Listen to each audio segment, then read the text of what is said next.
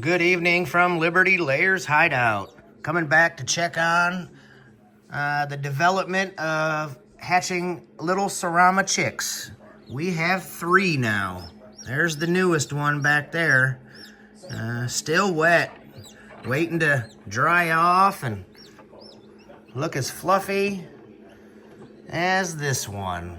All right, stay tuned, guys. Subscribe to follow more.